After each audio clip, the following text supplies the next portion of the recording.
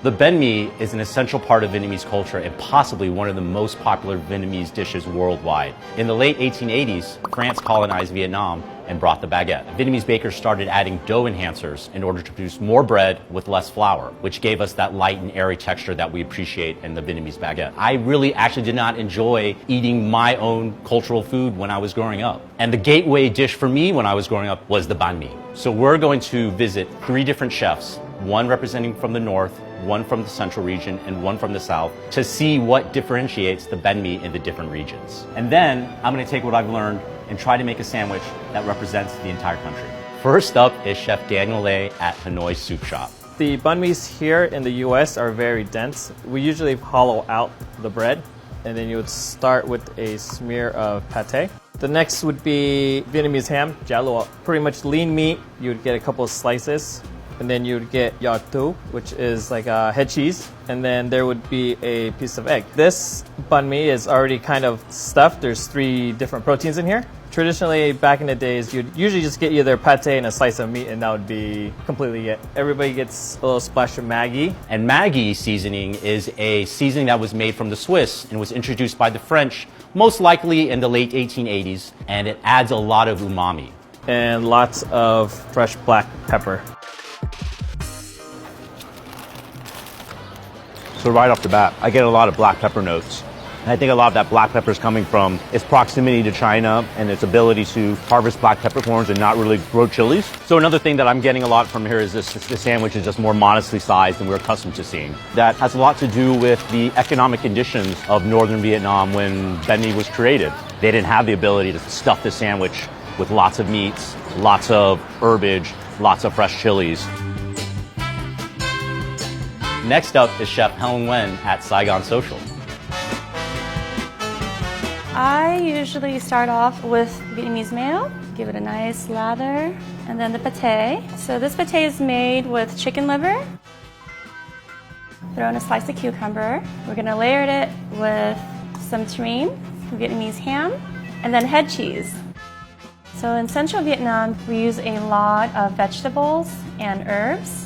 We have like a Vietnamese sambal, which is some red chilies. There's a lot of chili, different variations of peppers. And in the central region, my family uses pork floss for a lot of things. My family didn't really have any like refrigerations. My grandparents used to shred this and then just let it, dehydrate. It was a way to preserve the meat.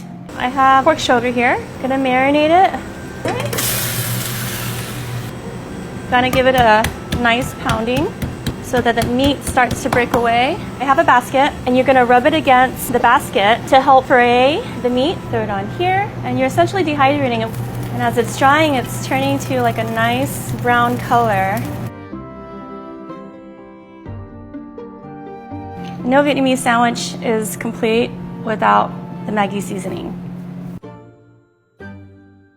So immediately one of the first things I notice is this sandwich is a little bit more filled than the northern style one. Also noticing a lot more greenage, a lot more crunch from vegetables. A lot of it has to deal with the more abundance of farmland as we get further down south. The next thing I'm really picking up is a little bit more sweetness, and I could probably attribute that to the addition of pork floss. We're gonna visit Chef Jimmy Lee at Madame Vo Barbecue.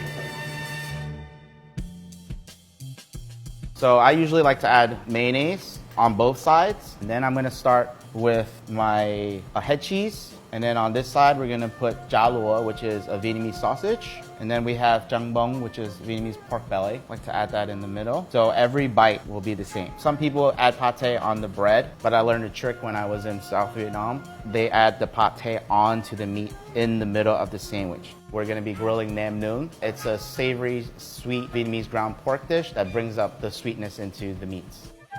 Daikon carrots, I like them a little thicker because I like that crunch. Cucumber, and then cilantro. I like to eat it hot, so I always add some Thai chili peppers as well. And of course, Maggi soy sauce. This is my idea of a traditional Southern style sandwich. That's pretty. Seriously, look at these layers, bro. The key things I get out of this are the sandwich is really stuffed, but it's still well balanced at the same time. I'm also picking up on a lot of grilled flavors in the cold cuts, which is something that's very unique and different. Finally, I can taste a lot of the natural sweetness coming out in the marinade, which helps kind of balance out this sandwich and alleviate the heaviness. Now that I've had all these delicious bánh mīs, I'm excited to get back to the D&D kitchen to make a bánh mī that I feel represents Vietnam. So I'm going to first start off by adding some of our aioli. The next step, I'm going to use some of our chả lúa. This was something that we saw in all the bánh mīs today, so I felt it was really important to keep that consistent. What I think makes this particular deli meat very special is the addition of black peppercorns that we get here. And we actually bring these in from Vietnam, from the Phu Quoc Island. And then I'm going to add on some of our house-made pate. So this is our pate. So we're going to pour this through a tammy. Move it back and forth. We've got our butter melted, we have our ground pork, we have some salt and sugar, and then we have some ginger scallions cooked down with some shallot oil. So I'm gonna add all these ingredients in here and then mix them by hand. Just make sure this is all incorporated. We're gonna whip it again.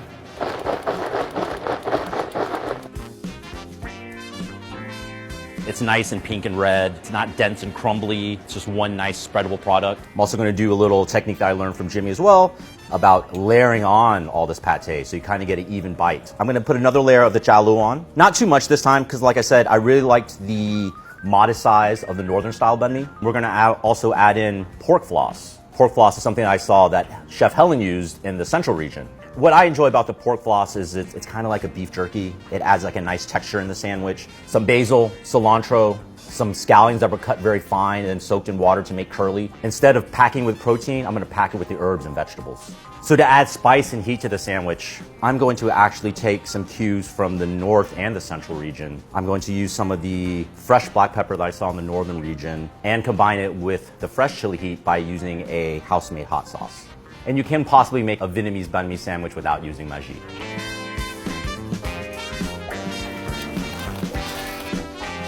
What I took away from everything was, in the north, we had a lot of the black pepper spice, a more modest size sandwich, which I really appreciated. From the central region, it was all about the vegetation, the crunch from all the fresh vegetables and the fresh chilies. The central region has a little bit more farmland, so you could expect that there. And then from the southern region, I really took away layering the pate in between the meats, which I found really delicious because it really evenly distributed the pate.